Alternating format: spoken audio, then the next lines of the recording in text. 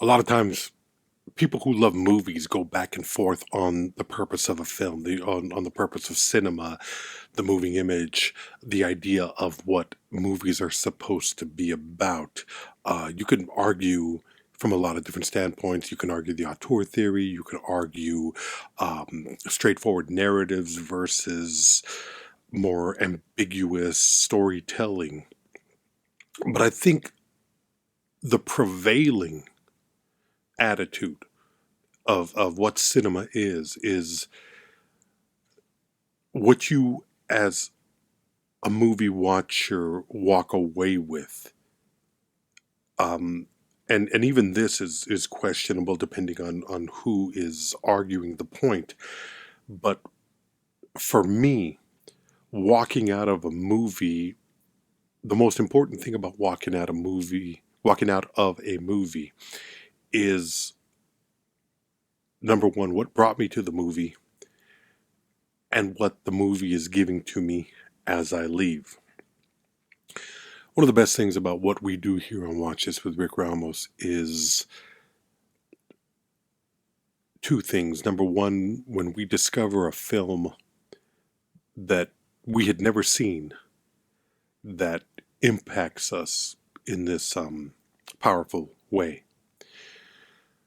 That happens occasionally. I'm thinking of Tim Roth's. What was the Tim Roth movie about the pedophilia? The War Zone. The War Zone, yeah. A film that neither you nor I had ever seen, but took a chance and built a show around, and were both moved, disturbed, and overwhelmed by. I don't think that's saying. I don't want to speak for you, but I think that's a pretty good description of what we both experienced in the viewing of that film. The other experience is revisiting a film that you had either forgotten about or were no longer, you had somehow taken, you were taken for granted. Sean Penn, as an actor, is arguably one of the best actors of his generation, coming out of the 1980s into now. After that period of the Duvalls, Hoffmans, Pacinos, De Niro's, Hackmans of the 1970s, Penn was of a different class. In the late 1990s, he began directing films, first with The Indian Runner, which was an adaptation of a Bruce Springsteen song called, I believe, Highway Patrolman. I can't remember exactly, but that's Viggo Mortensen, David Morse, Charles Bronson, Valerie Molina, and a host of cameos, including Dennis Hopper and Patricia Arquette, I think. Later on, he would do The Crossing Guard with Jack Nicholson, again with David Morse. And then in 2001, he would direct a film called The Pledge, which for my money is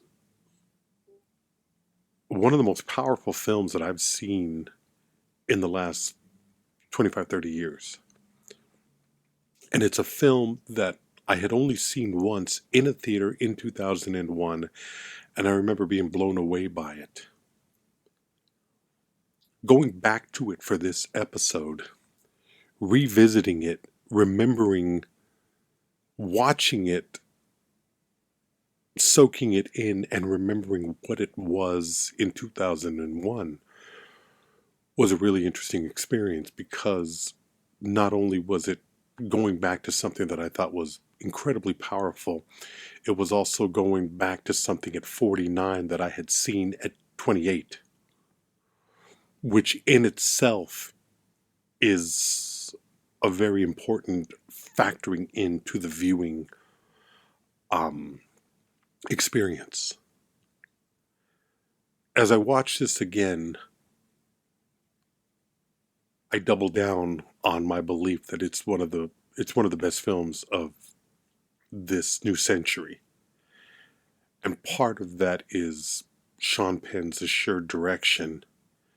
Part of it is a late career Jack Nicholson in one of his finest performances, in my opinion, but also the fact that it's a film that thumbs its nose at convention, ends badly. Not narratively wise, but you walk out of this film with a sense of hopelessness and a sense of sadness.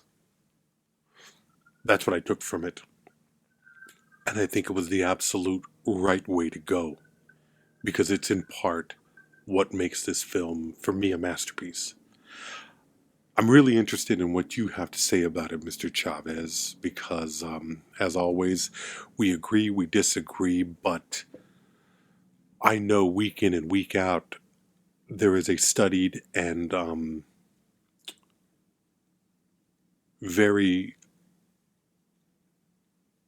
very thoughtful interpretation and understanding of the films that we watch and profile for this show. So, I'd like to hear what you have to say on this 2001 neo-noir psychological mystery drama film, as it's described by Wikipedia.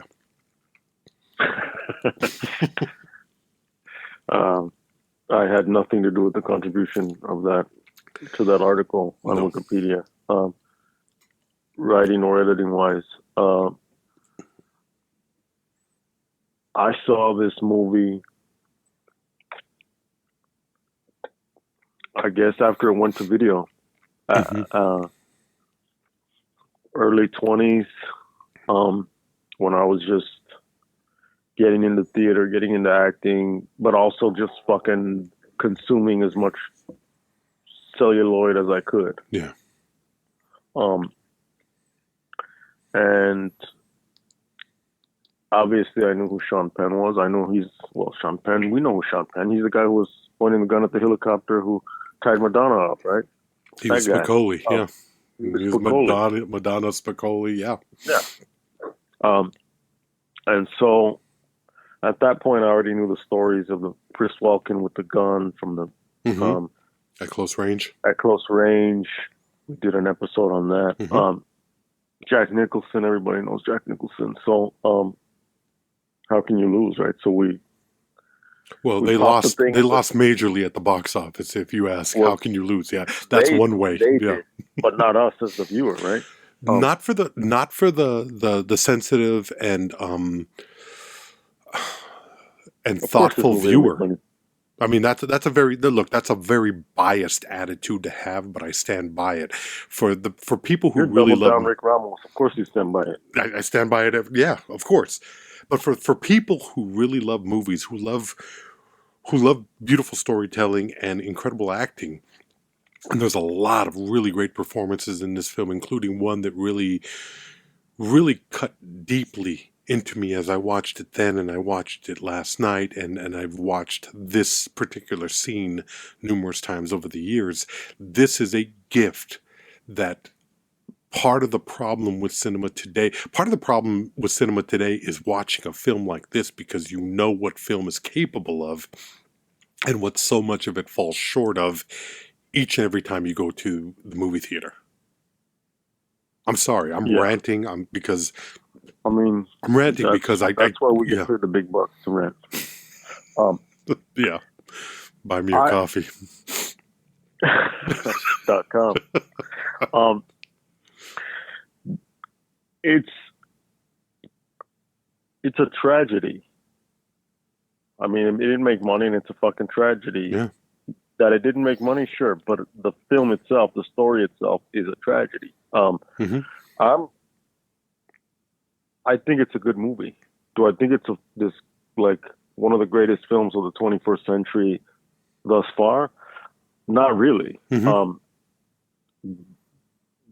I'm curious. I want to hear you wax remotely poetically about this. Because I'm interested in what are the qualities of this. What's the premise? So the premise is Jack Nicholson is a cop. He's gonna retire, but on the day of his retirement, the inciting incident is there's a murder of a little girl. Murder, rape. okay, murder, rape, murder of a Yeah. little girl. And so that sets him off on a hunt for this killer. And spoiler alert, that pursuit based on a pledge that he made, a promise that he made to the little girl's mother, sets him on a path that will ultimately lead him to madness. So it's a tight film with a great cast, with a bunch of beautiful little cameos. It's got interesting themes. It's a quick punch to the face. That's great. It's a good fucking movie. It's a very good movie. Yeah. Why is it a masterpiece? I'll tell you exactly why it's a masterpiece. Number one is that because it's a beautiful examination of police work, the intricacies of a lot of it, and I'm sure that it cheats a lot of it in a lot of ways narratively for dramatic purpose of getting. But it's not a procedural. It's not a procedural. It's not a procedural. It's a noir. In a weird way, it's a dark psychological noir. It is that. It's a man's descent into madness. It's a good man driven by his own dedication to the job, dedication to the one thing that he can somewhat control. There's no reason for Jack Nicholson's character, Jerry Black, on his last day of work to leave his retirement party and go into an investigation of a little girl's murder. But it seems very natural. It seems very real. It seems like this is a man who would be compelled to leave that party because the job is the only thing that he knows. It's a very obvious trope. No kids, 2 failed marriages, a hint of alcoholism right from the get-go, and a sense of loneliness. And he's a fisherman. And he's a fisherman, yeah. The patience. He's not a hunter, but he's a fisherman, and that's important. That's very important, I think. I'm glad that you pointed it out because it's not something that I was really thinking about originally. But now that you pointed it out, yeah, there's a patience in that. There's a sense of wanting to dedicate yourself to the moment, the experience, and waiting out something and taking your time. And getting that big catch. Mm-hmm. What makes it a masterpiece is that it takes the tropes that we are familiar with. It takes all of these things that are so mundane in cinema, obvious aspects that could very easily turn into a chase scene at the end, this rapid fire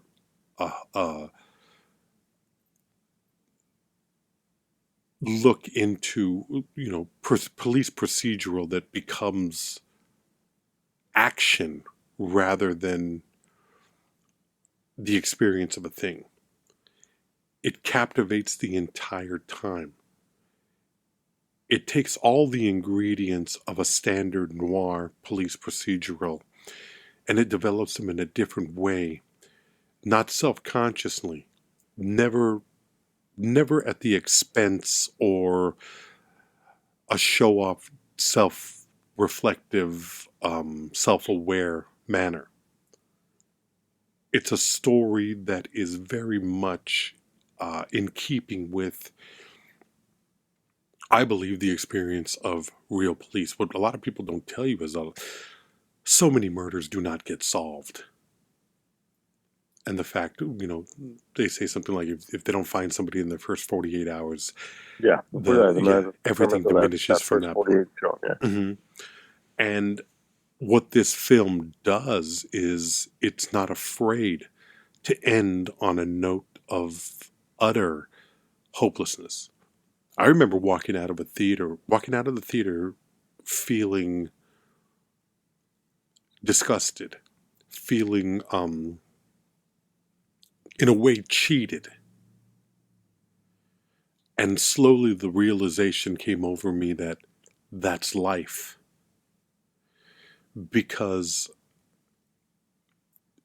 and as we've always said in this show, with rare exceptions, we don't hold back on our discussion of a film. So the whole episode is a spoiler alert. We are going to go into details about every aspect of this film that we think is important in understanding why this film is important and why we would decide to take the time to watch it, to think about it, to talk about it, to prepare, to go into the intricacies of why it's something that is compelling to me, at least, and to you as well, I guess. I mean, if people don't know that, if you're new, welcome. If you're old, if you don't know me by now, you will never know. As the great Harold Melvin once said, yes, if you don't know me by now. But that's the aspect of it, is that it's a film. It's a film that is not afraid to really fuck with conventions. It would have been really easy with the star power of this film to turn it into an action-packed last half hour with Nicholson racing, and they even have a nod to that, where Nicholson jumps in a car, races to where he believes a little girl is being murdered. The tropes are all there, going up, the road is blocked, going off road, racing through, finding the child, and then imagining this scenario. And it's the writer and Sean Penn's fuck you to standard movie tropes. And it's smart because they... Yeah. Sorry, go ahead. No, it's smart. I want to hear this. It's smart because they do it, in terms of structurally, they do it earlier than it should have been, because if you do it, it's too early when he does that for it to be the climax. Mm-hmm. So you're seeing him do this, and now instead of it's like he's actually finding something, he's doing it, and the character it reveals to you that the character is losing something, and it's showing his arc of going from the way he is in his normal life to now he's going into his madness, because now he's starting to act out according to his these delusions that he's having. But it's creating more drama, because while he is descending into madness, there's still that kernel of truth, which is there is a serial killer out there. Yeah. This killer of little girls. And it's not that there isn't one, it's just that he hasn't found him yet, and he doesn't know who it is yet, so that by the time you do get to this climax, it's kind of, you're doubting everything, and you're seeing the tension between him and his old coworkers, his old team. So it's smart for them to put that big moment earlier, because it fucks with you, because you're thinking, oh shit, because they're already guiding you very magic trick type of way towards, well, this guy is the killer. I think one of the more disturbing things about the film is that I can't pick apart where Nicholson is wrong. It's his method that becomes problematic. Right. A win at all costs, a losing perspective, and putting people in danger and allowing it to take over his life. But if you've ever worked, and it's not the same, but it's comparable, when you work a job, especially a job where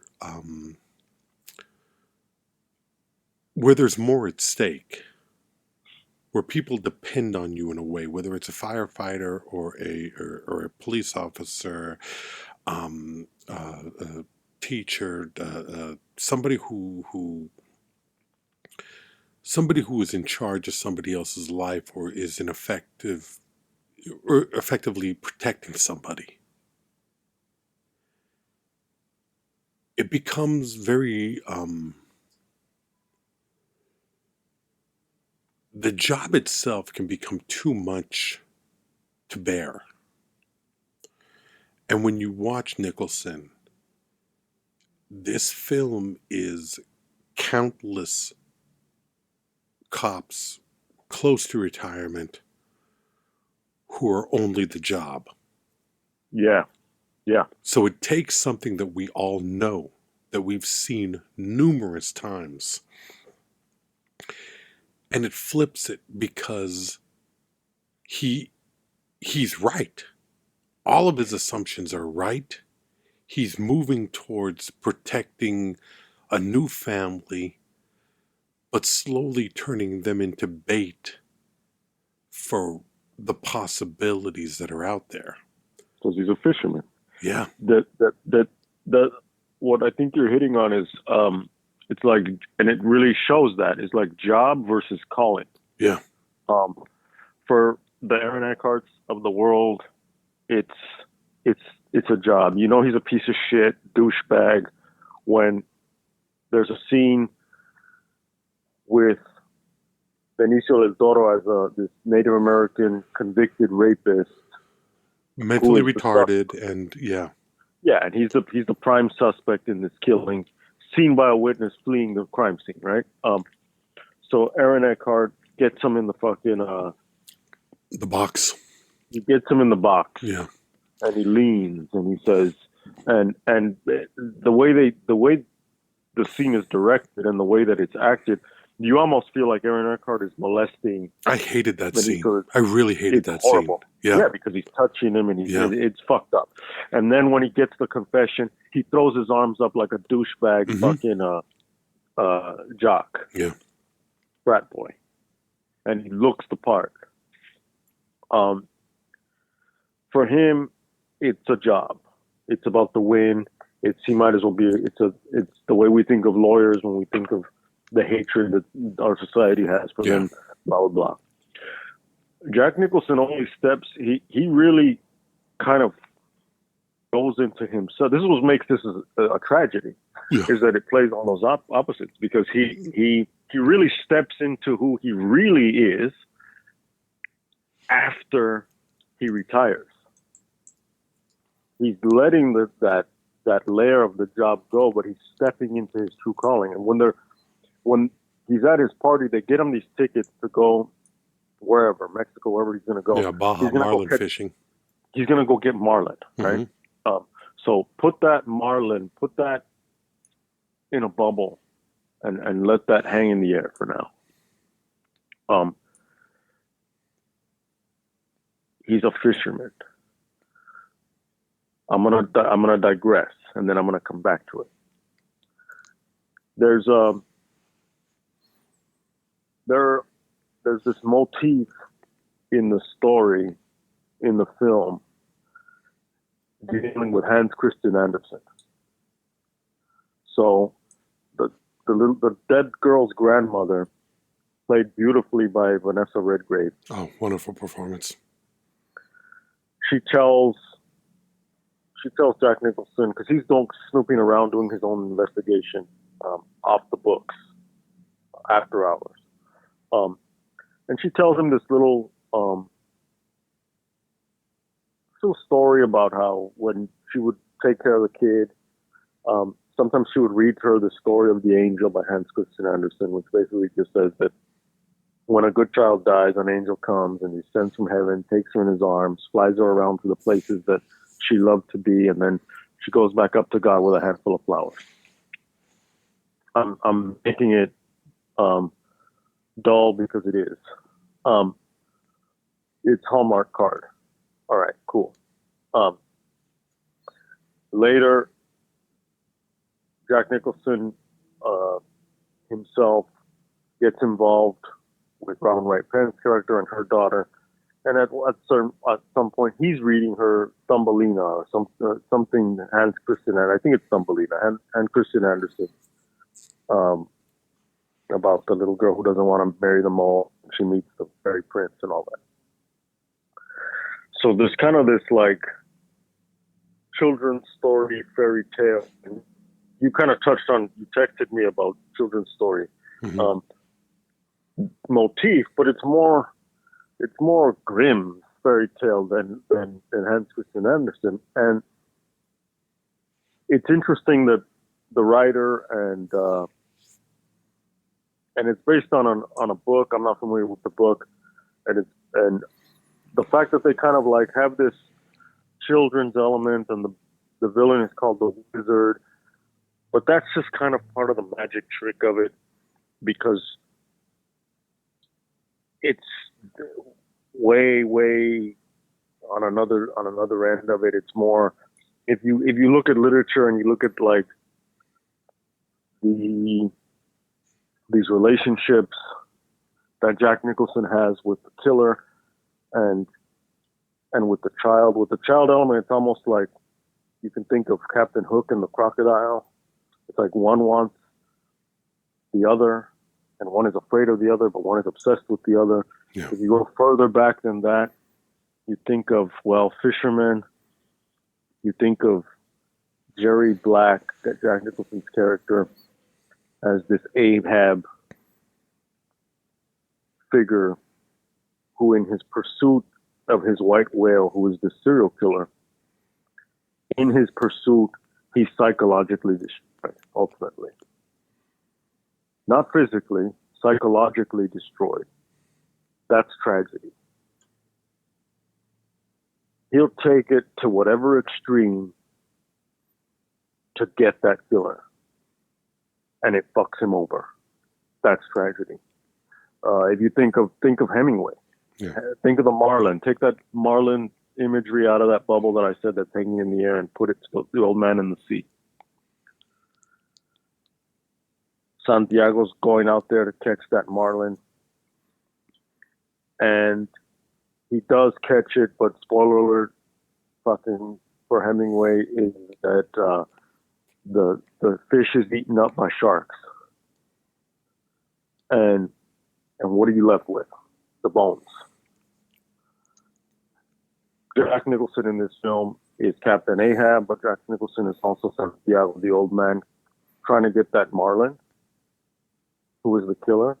But the killer is also, the circumstances, I guess, is not the marlin. Maybe the circumstances are the sharks that eat away at the marlin.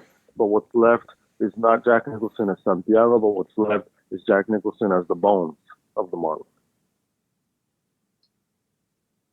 It's tragedy.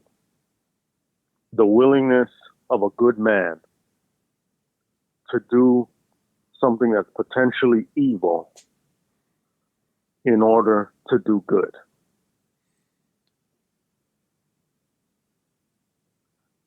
I'm not going to say it's a masterpiece, but I'll say that it's an excellent work of character. Mm-hmm. The writing it's an excellent work of character because it shows rather quickly, but convincingly, because he earns all those moments.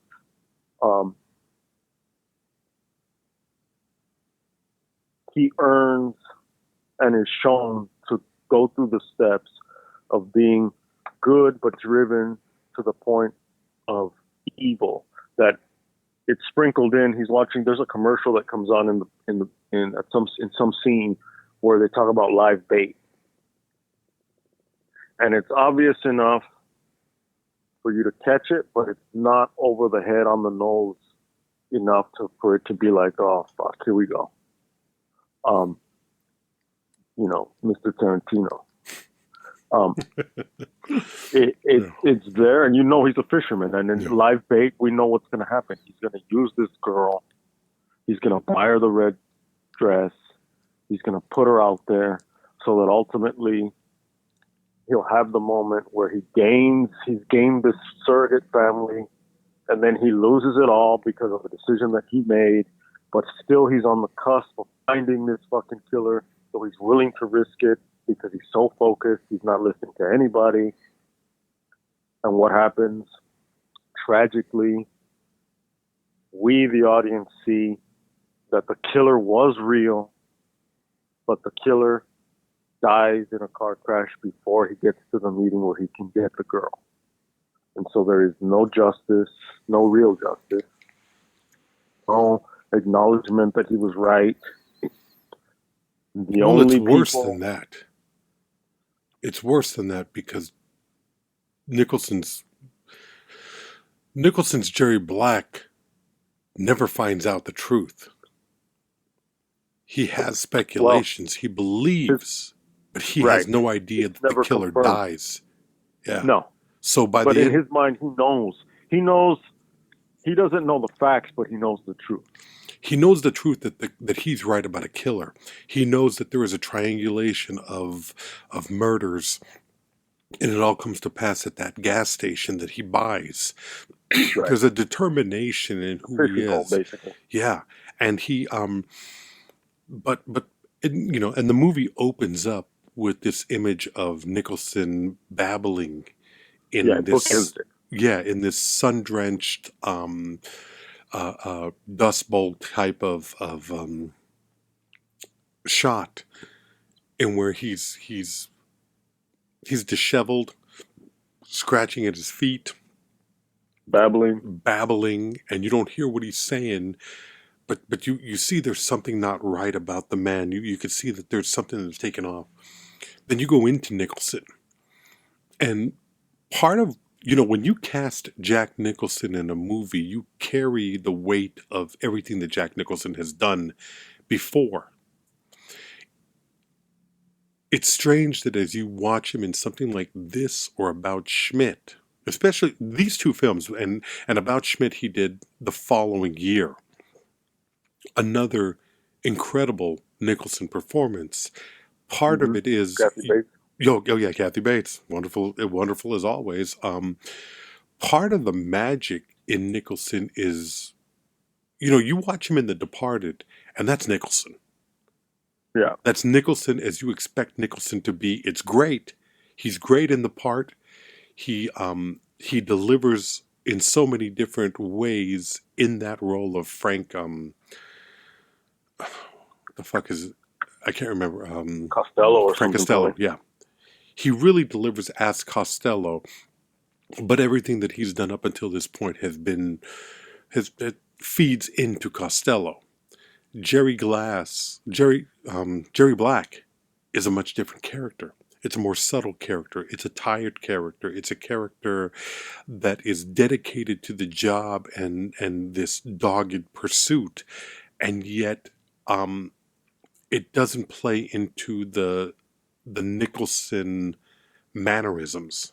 He doesn't have that sly Nicholson thing. He doesn't have that. Yeah, he doesn't have that devilish quality. Yeah.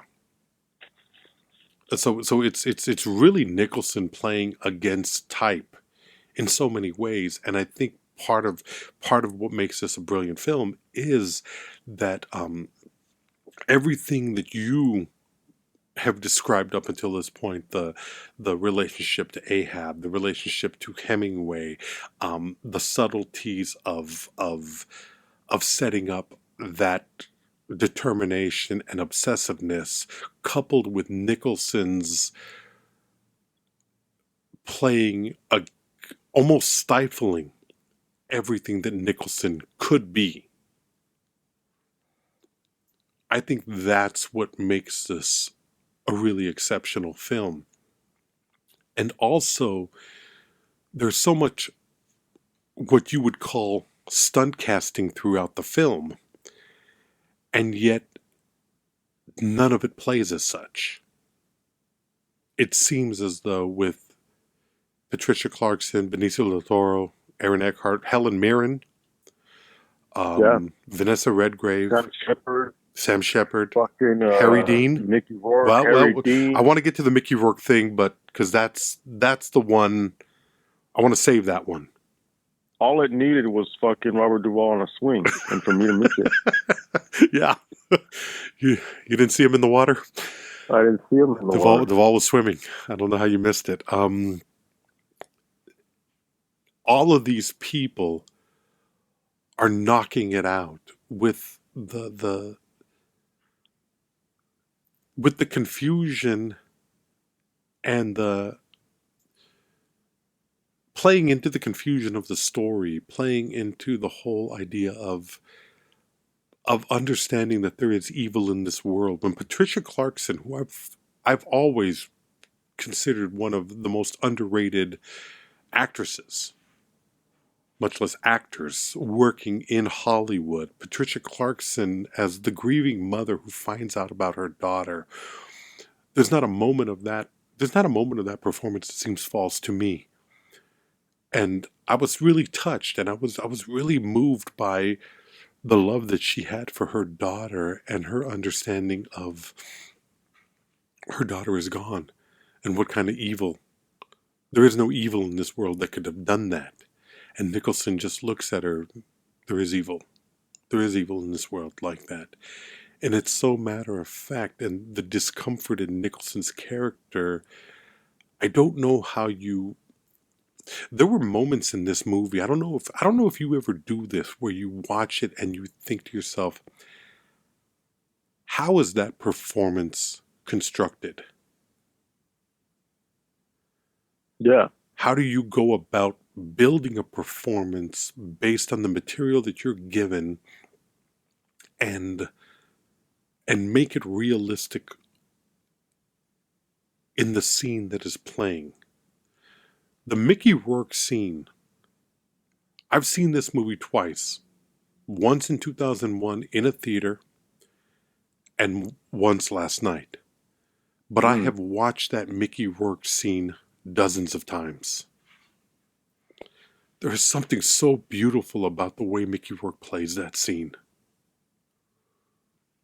A broken man, unable to live with what he views as the mistakes of his life.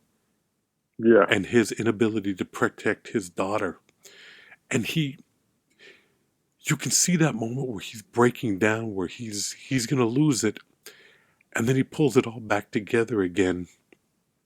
And he pulls it back as best as he's able. Because he can't allow himself to grieve. He can't, because he knows it. There's something about that moment where you realize if he fucking loses it, he's not going to be able to come back from it. Right. And anybody who has ever wondered about Mickey Rourke, if you watch that one scene, if you watch this one scene, I think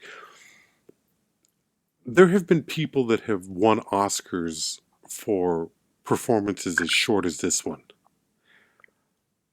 I don't think that performance plays on emotion, although it does. But that's not the major drive of it. When I watch Mickey Rourke sitting there smoking that cigarette, I feel as though he did lose a daughter. Yeah, I mean, yeah. If you want to know about Mickey Rourke, if you want to have some kind of understanding, obviously filtered through art, but you want to have some kind of understanding of Mickey Rourke, of his career, of his life choices, of his trajectory, not Mickey Rourke and some fictionalized daughter, just all that stuff that I mentioned. Watch that scene, and that's the biography of Mickey Rourke right there. And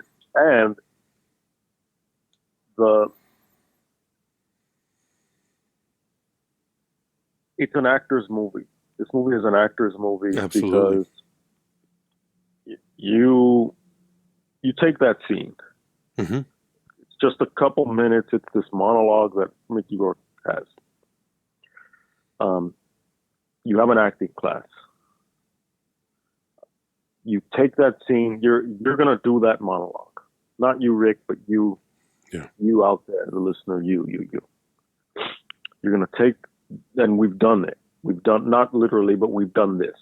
You go in, Obviously, you don't know the first thing about acting, so you don't know shit. All right. Then you start to learn a little bit better. You learn a little bit more.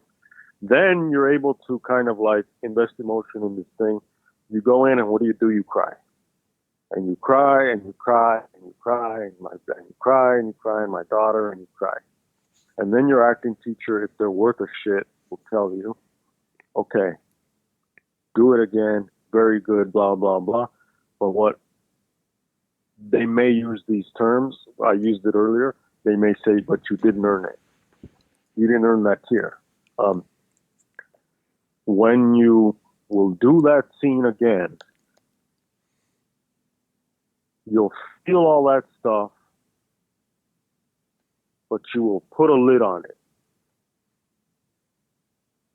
So you have this stew of emotion in a pan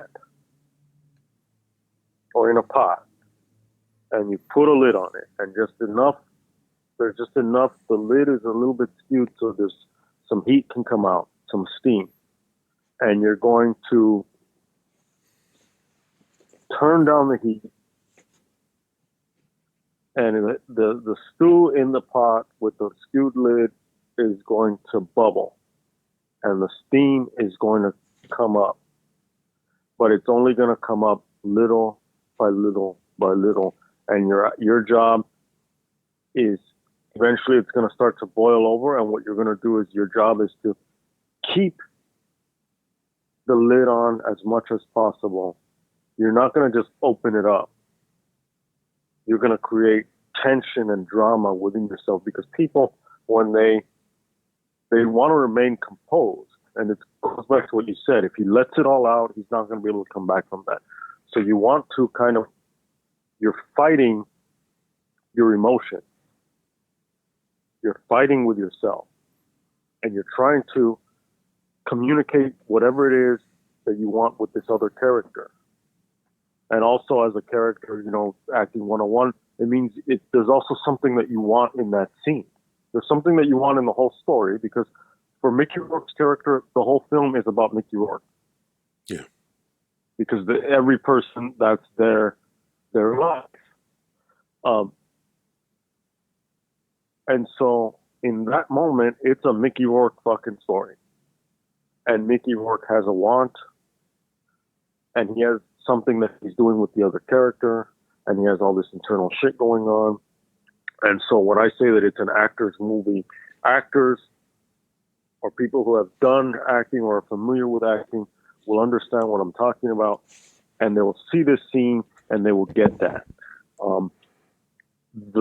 The whole film with all its cameos, it's all that. It's a very well directed film. It's a very well written film, a well acted film, edited, everything. Masterpiece. I don't know if it's exceptional enough to be that. I mean, we can throw that word back and forth, but that Mickey Rourke scene is it's a good also foil for Jack Nicholson, because he's simmering throughout the film, and then these other people around him are becoming more and more unglued while he's going. Especially in the beginning, people are very emotional because it's around these murders, and so while there's all this big stuff happening around him, he's small, so that by the end he's the one that's coming unglued and everybody else seems normal. And again, it's tragedy. It's the character is starting in one place, ending in basically the opposite place. He's right, but he got there in the way that was wrong, so called. So it's a great little fucking movie. And I mean little because it's intimate, because it's fucking no, it's not a pejorative. It's not diminishing. It doesn't diminish the quality or the power of the film in any way to call it a small film, a little film. A lot of people could take it that way. I understand exactly what you mean. It's a small, nuanced, subtle film that doesn't beat you over the head with an agenda. I agree. A lot of what you say is what leads me to call it a masterpiece. I think there's an aspect of filmmaking when you know how a story is supposed to play out industry, an industry dictated structure. At the end of this movie, Nicholson should save the little girl. Nicholson should indulge us. Okay. Give us that piece of shit that it should have been supposedly. Nicholson makes his promise to Patricia Clarkson's character, the mother of the dead girl, the mother of the girl that he leaves his party for, his what is his argument? I still have 6 hours on my shift. Okay, so they go out there, they find this dead girl. So Mel Gibson goes out. Yeah, basically. He goes to this turkey farm. There are images sometimes in movies where they resonate with you. And I don't know why the imagery of turkeys in a silo, in a barn, and Nicholson's character telling the mother and the father that their daughter has been brutally murdered in the snow. With all those turkeys around, there's something disconcerting about it. There's something very disturbing and difficult to watch. I don't know if you felt that way. I did. I was looking, just my unsolicited chiming in to that rhetorical fucking question was... it was a rhetorical. I wanted to know. I was more keyed into the show. I was looking... This film, I think, for whatever reason, I'm looking at it more technically in terms of craft. Yeah. And so I was looking at the shot, and I wanted to see how she would physically respond as an actor to that moment.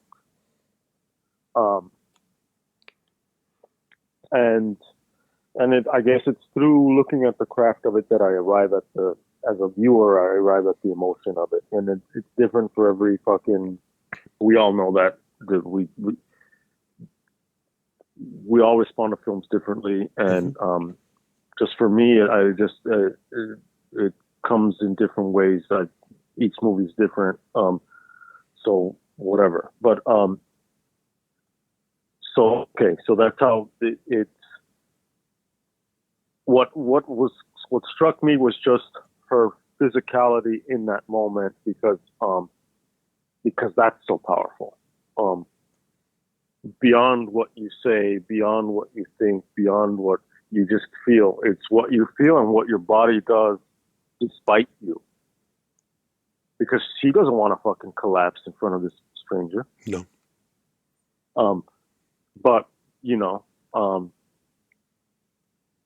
the last time I cried, the last time I shed a tear in front of another person, I felt a sense of embarrassment, as I always do, because I don't like doing that.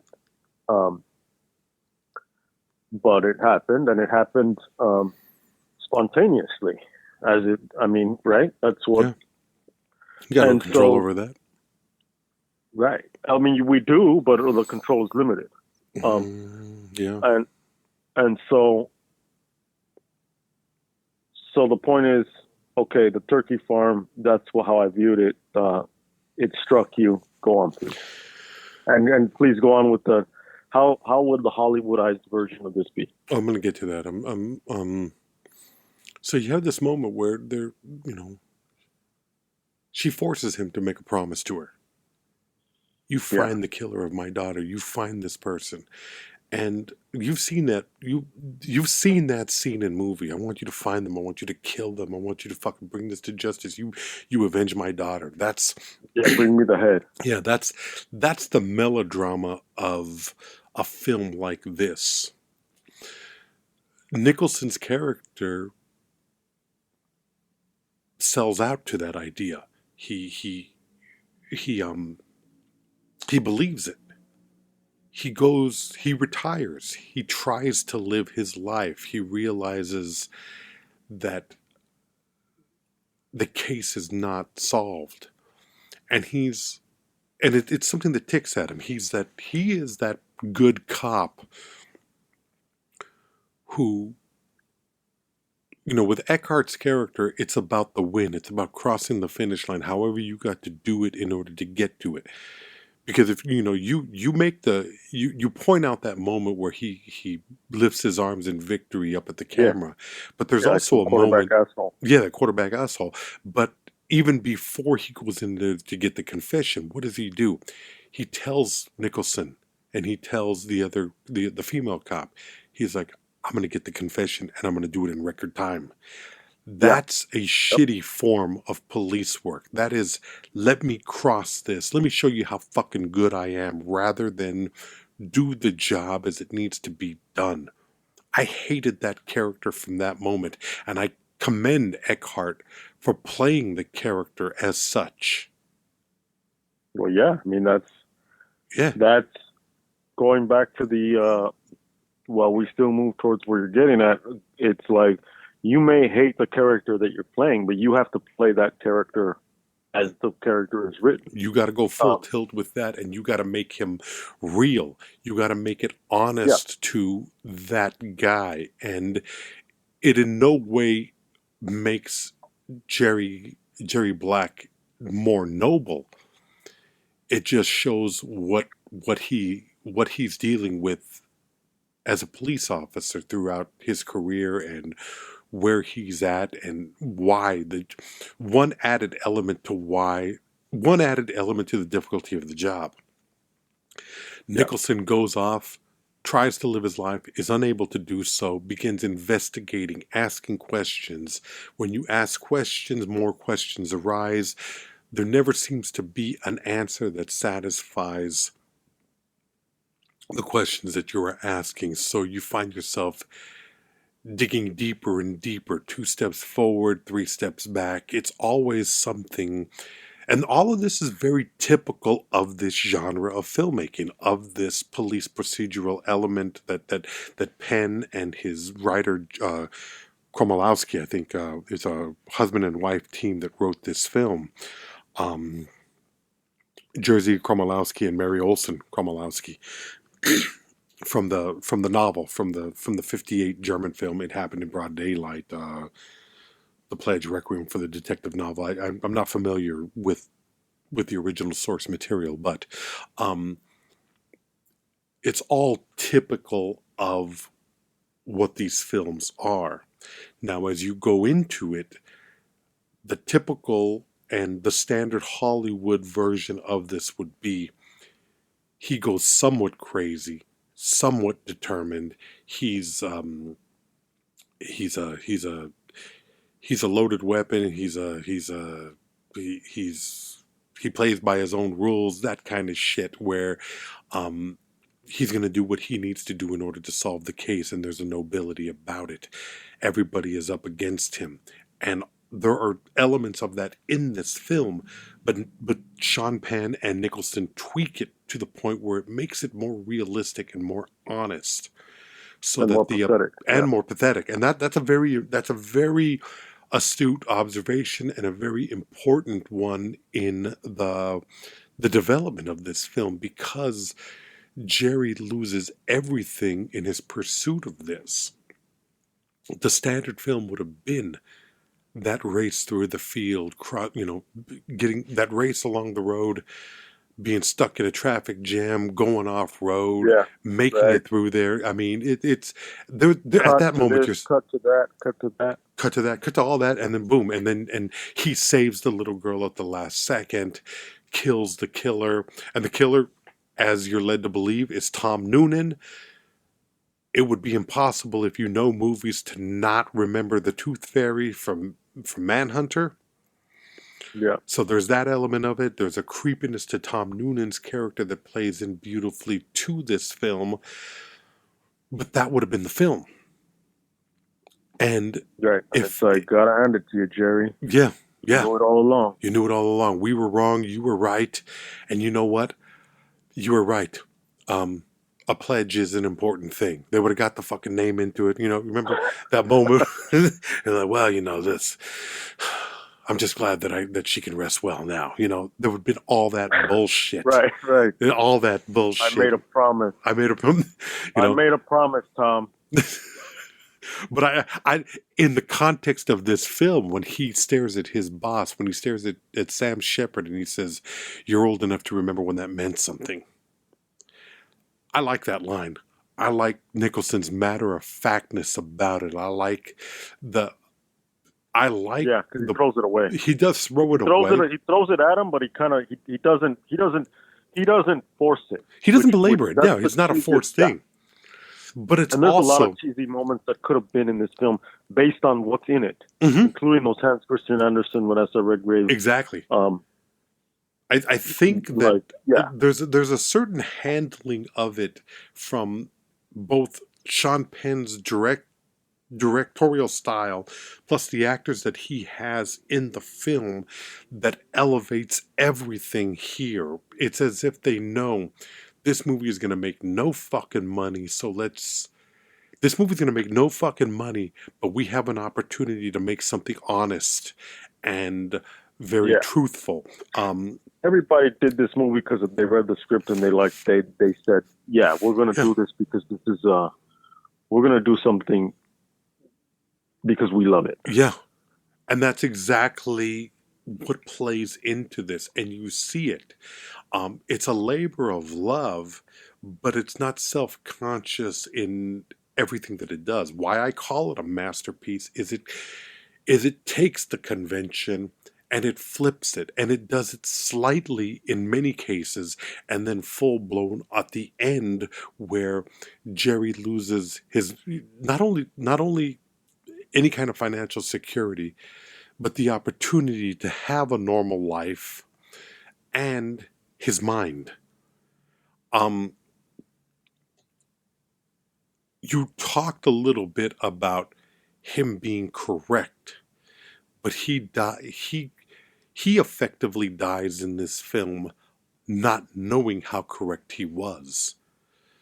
The wizard dies in a car accident, and there's another moment there as Eckhart and his surveillance crew who stepped in to help Jerry. They came in, they did this on their own time. The SWAT team was there, the snipers were there, they were going to capture this bastard. Even though it goes against everything that Eckhart believes. I don't know if Eckhart believes that he got the right man or didn't even give a fuck if he got the right man. In one case... he got somebody. Yeah, he got somebody. You know what? The fucking case is closed. I'm not going to open this case. That was disturbing, because either he's a stupid cop or he's a cop that doesn't give a fuck. Both of those things are frightening, because they're real. There's also like potential backstory shit where it's like, you know, every character, like every person, is on a fucking trajectory. Yeah. And every character is in some ways changing and in some ways staying the same, which is like the essential nature. Eckhart's character wasn't necessarily born like that. Eckhart's character we're just talking about cops in drama. We're talking about cops in cinema and in novels, etc., and in the world. If there were a movie about Eckhart's character, it's like, well, he started out like Sean Penn and fucking with Robert Duvall in that what was it, Colors? Yeah. And then he got to that point where it's like, it doesn't matter. A bad guy's a bad guy's a bad guy, and he's dead. We got somebody. The little girl's dead. Some criminal is dead. He was there. He did it. Move on, because there's so many fucking more. Yeah. I may not be a good man, so-called, but I'm still sane. Yeah. You know? It's the suit of armor that fucking they have to wear. And I'm not making excuses for that attitude. I'm just saying that it's kind of like Sam Shepard's character. It's kind of like, you're fucking retired. Yeah. Like, let it go. Because I doubt that a character like this Jerry Black would have made it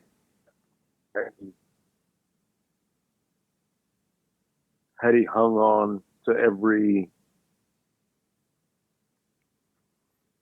question mark along his path. You know what I mean? No. This one was the big one because it was like, it's right at that's an important fact where he's going to change. Yeah. That's an important fact. It could partially be a combination of the brutality of the act, but also the finality of his life as a police officer.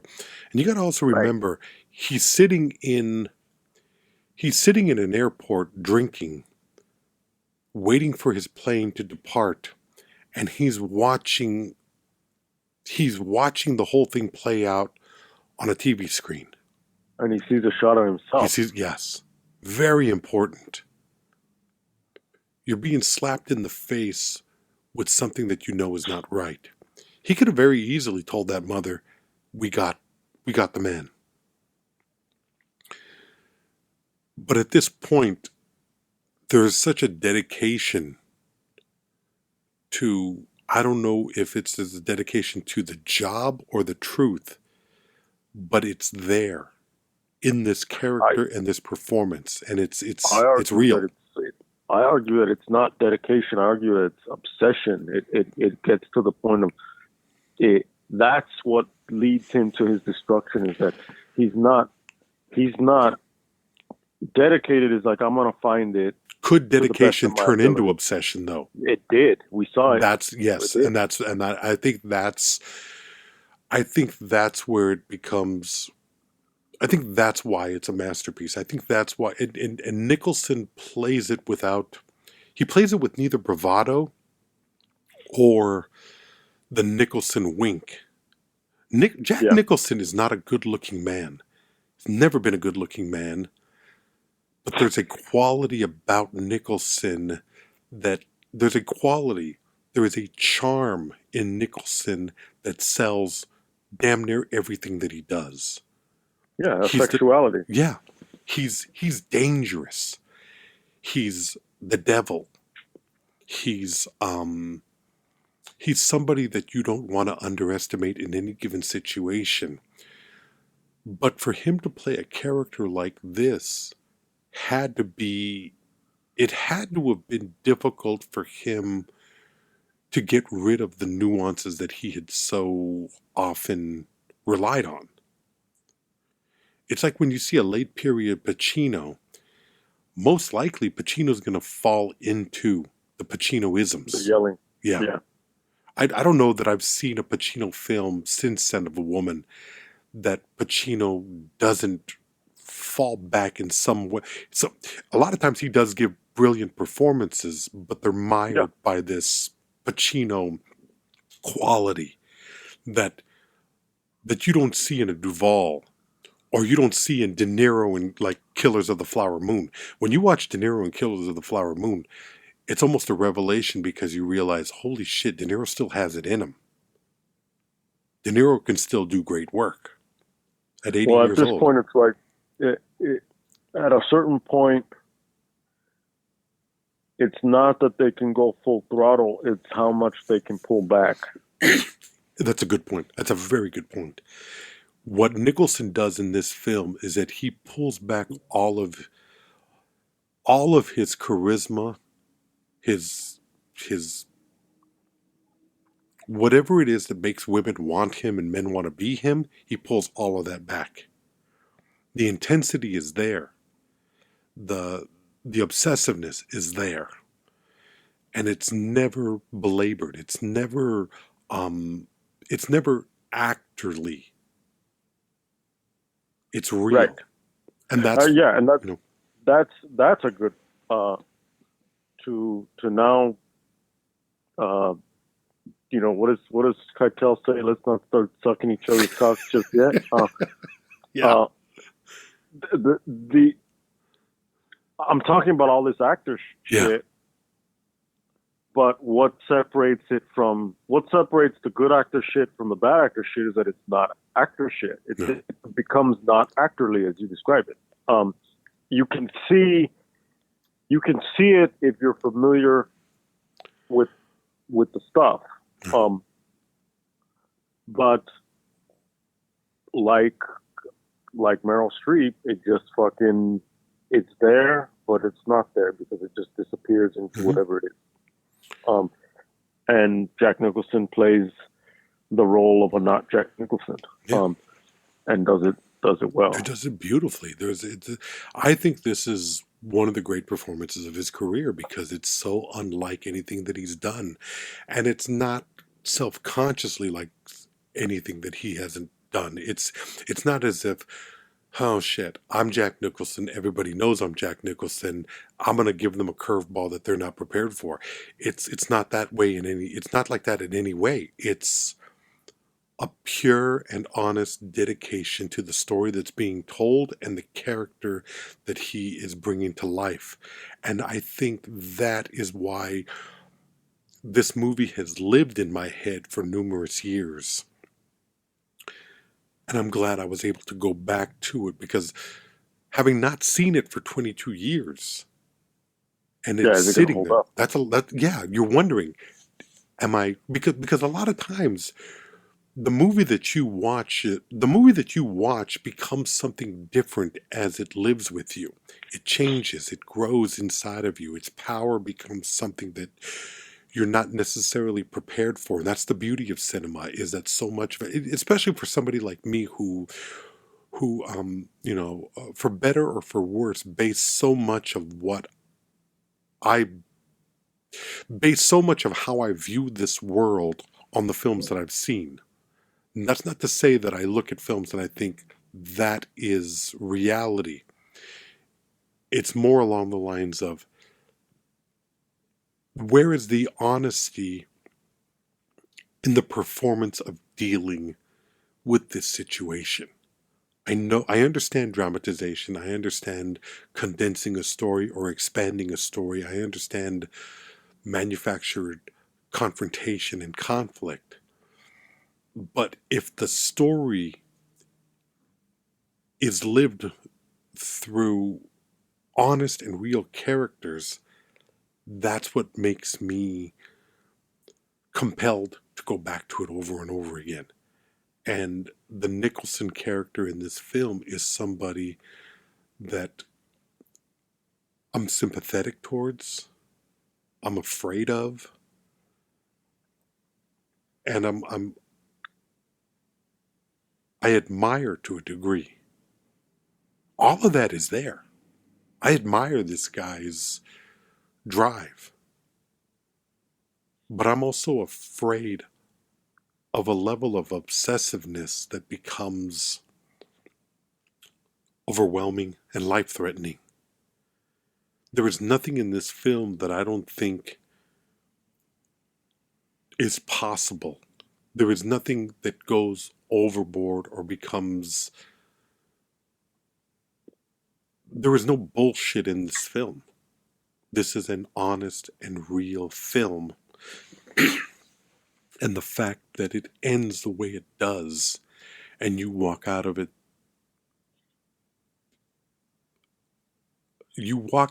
with this sense of dissatisfaction, emotional dissatisfaction. Narratively, it's a perfect ending. It's a great ending. Yeah, because they blue ball you Mm-hmm. the way that the character is blue balled, and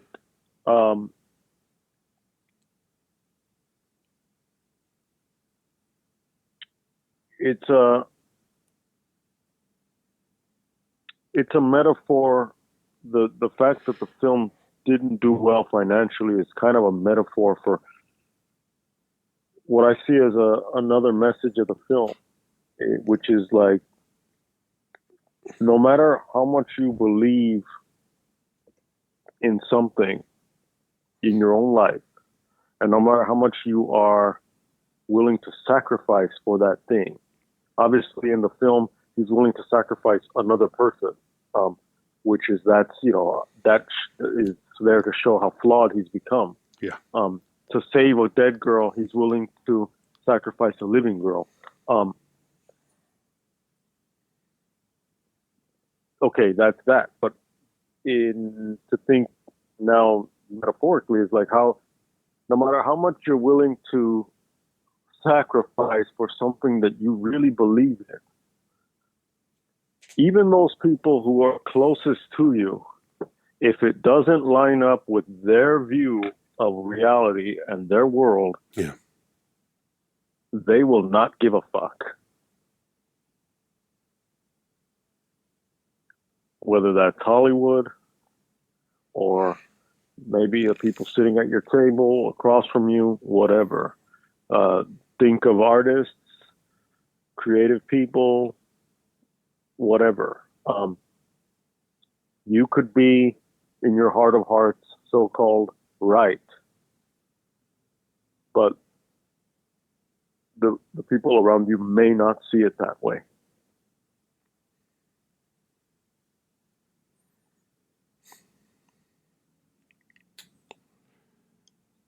The film is very clear about that.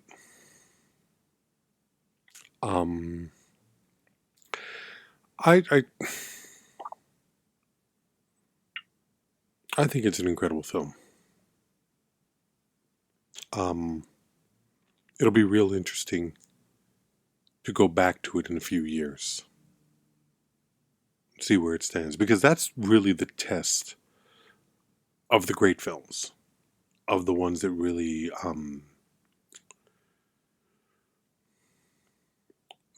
elevate what it is cinema can be. I'll be really interested in hearing what you have to say about this movie in 10 years.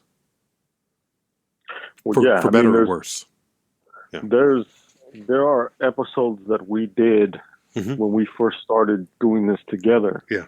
When I came and sat in, that I want to revisit just because it's been 8 years.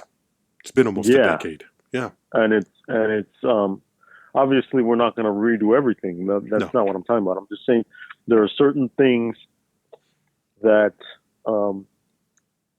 and movies are those things. You go back and you touch it, and with new perspective, to getting to kind of relive through the old, all of that. Yeah. You know, sometimes you take that jacket out of the closet, that leather jacket you haven't worn in so long, and you put it on, and you're like, "Fuck, man." This shit still fits, and no matter how much I've abused myself, it still fits. And it puts you. Sometimes you go back and look at a picture of yourself, and you remember who you are. Yeah. Because the mirror is different. That's what movies do for us. That's one of the things that they do for us. I think this is a great film. I think it's a masterpiece. There's so much in it that really speaks to that. There's so much of it that goes against convention. I hope we covered that all. I hope we got to why. I hope we were explicit about it and clear. Sometimes you can be moved to the point where the words just aren't available to you. But as I watched this movie last night, I knew that I was seeing something that was powerful. And I was really looking forward to what we were going to say about it. I hope that those of you listening, if you haven't seen the film, because it bombed horribly at the box office, I hope you're willing to take a chance. I hope you're willing to watch something that is not the happy ending, that is not the Hollywood version of this. I can't think of what. Yeah. We've seen it so many times. Yeah. I hope you're looking for something that is more honest and truthful about the world we live in, regardless of how ugly that might be. It's emotionally unsatisfying until you realize how beautiful it is, and then it becomes something different. It hits on all cylinders. It's a powerful film. From the writing to the direction, Nicholson's performance, and everybody in it. Patricia Clarkson, Helen Mirren, Benicio del Toro, Mickey Rourke. Yeah, Robin Wright. Robin Wright is wonderful in it. There's so much to recommend about this film. If you're willing to take the chance, I'm not saying it's date night. I would never recommend this for that. But if you want to watch something and you want to understand what great filmmaking is, this is one that you want to dive into. I'm glad we had a chance to get into it. I'm glad that we're taking this month to profile some things that you might not be familiar with, or you might not be familiar with our take on it. So if you enjoy what we're doing, please, as always, hit us up at buymeacoffee.com/watchRickRamos. These are all kinds of ways that you can support us, but this is, we love that you listen, but goddammit, dig into those pockets, because this shit don't pay for itself. It's a labor of love, but you have the chance to make it a little bit fucking easier on a couple of guys that are just trying to get through it. So whatever you can give, we appreciate. Buymeacoffee.com/watchRickRamos. Next week we'll be back with a Kurosawa classic that I'm really looking forward to. I'm not sure if Mr. Chavez has seen it, but it's a great film from one of the greatest of all. Thank you for listening. We'll talk again soon. Bye-bye.